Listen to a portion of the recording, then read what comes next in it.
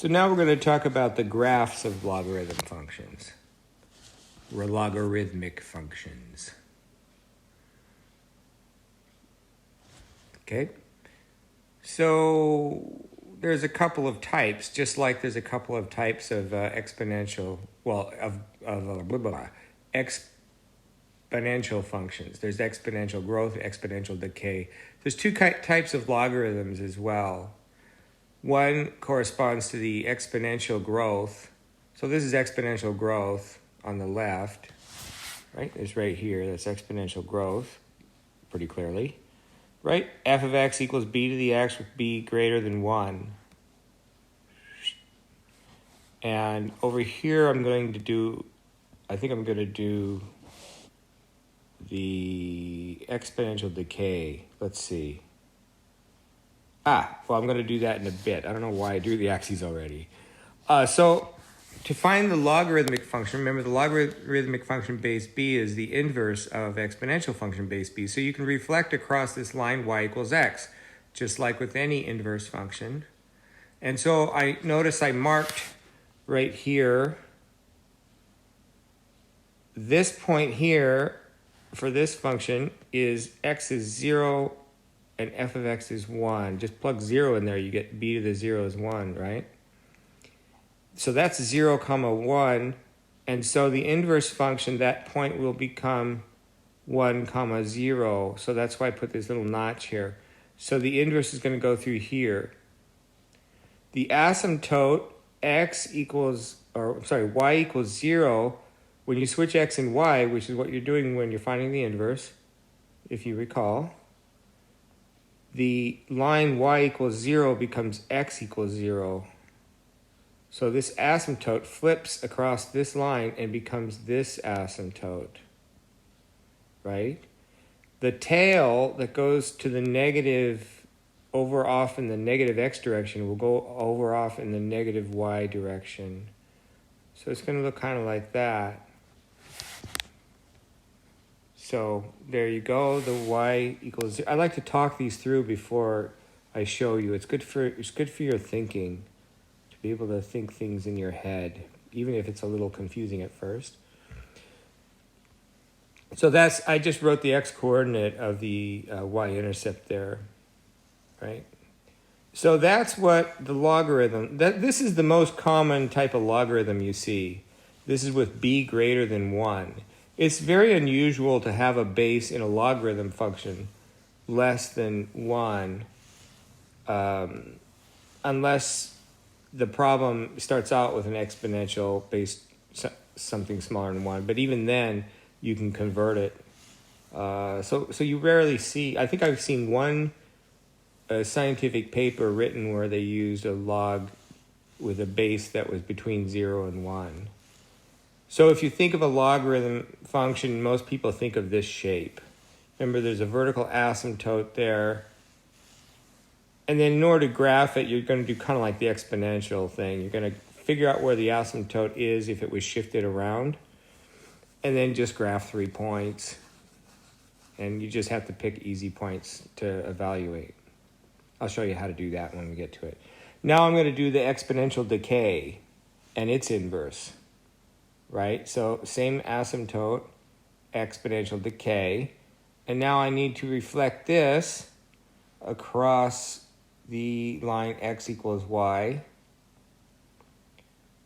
Right? So now the tail of the exponential function is going on the positive x-axis. So the tail of the inverse is going to be on the positive y-axis. It's going to go up. Right? So, and the axis is there. So it looks like that. Now this is not the logarithm function that graph that most people think of.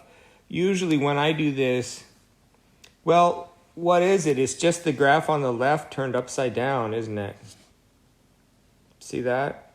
It's like exponential decay is just exponential growth that's been flipped across the y-axis, right? So this one, you're just the one that is more common, this one, if you just flip that upside down, you get the shape of the other one. And remember, you're just going to put in the asymptote and then find like 2 or 3 points on it, usually 3. and then you can't go wrong as long as you know it's basically shaped like this, as long as you don't start doing something like that, like a parabola. Okay, so that's what they look like. So I remember the one on the left, and then if I have one that's with a b between 0 and 1, I just flip it upside down in my head to get the basic shape, and then graph points to be a little more precise. The domain of log base b is 0 to infinity. You can see that on the graphs, you see? I mentioned this before, but now you can actually see it. This is one great thing about the graphs. If you can remember the graphs, you can see what the domain is.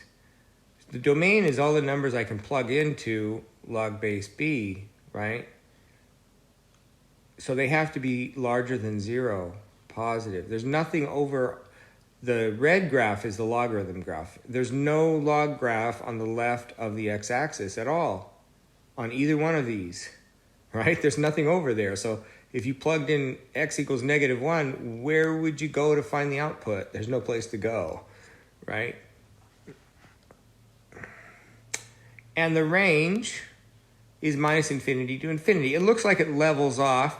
It sort of levels off in the sense that it gets flatter and flatter as you go to the right, but there's no upper bound on what its value can be. In other words, if I said, take y equals 1 billion, there is some x that'll be at height 1 billion.